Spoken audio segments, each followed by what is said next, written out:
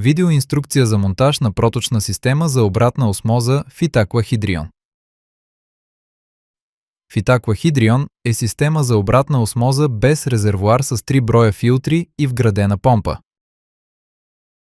След разопаковане на системата, проверете дали всички части са налични.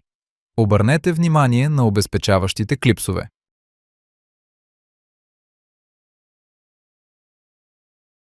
Внимание! Преди да започнете монтажа, спрете подаването на вода с затваряне на спирателния кран.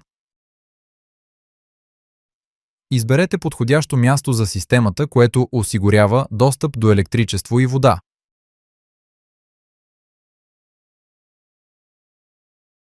Изберете и маркирайте равна повърхност на плота.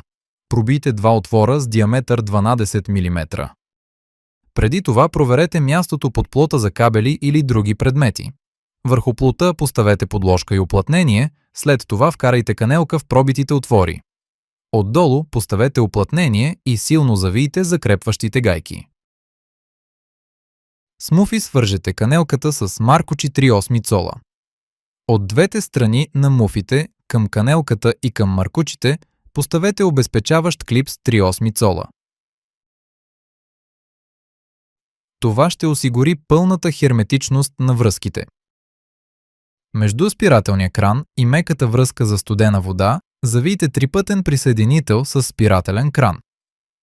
Маркучът 3/8 цола вкарайте в бързата връзка на присъединителя и фиксирайте с клипс.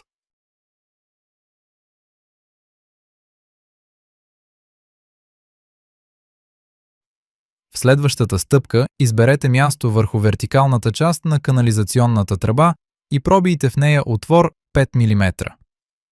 Монтирайте скобата за отпадна вода върху канализационната тръба. Маркуч 1/4 цола вкарайте в бързата връзка на скобата и я обезпечете с клипс. Извадете втулките от 4-те гнезда на задния панел на системата. В гнездата, обозначени Clean Water, Pure Water и Water Inlet, вкарайте колена 3/8 цола. В гнездото Waste Water вкарайте коляно 1/4 цола. Осигурете връзките с обезпечаващи клипсове. Вкарайте маркучи в съответните колена до съпротивление.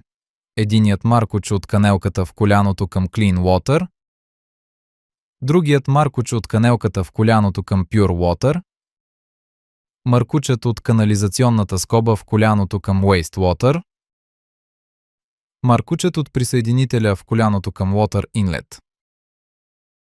Фиксирайте връзките на маркучите с колената, като поставите обезпечаващи клипсове. Адаптерът, който е включен в комплекта, свържете с гнездото на системата, а след това с електрически контакт. Отворете спирателни кранове и проверете херметичността на връзките. След включване на захранването, системата автоматично ще се промива в продължение на 18 секунди. Отворете двете кранчета на канелката и промийте системата в продължение на поне 2 минути или докато водата стане напълно бистра. Поставите предния панел. Сега може да се наслаждавате на кристално чиста вода благодарение на усъвършенстваната система Fitaqua Hydrion. Достъпно в България на pavirani.com.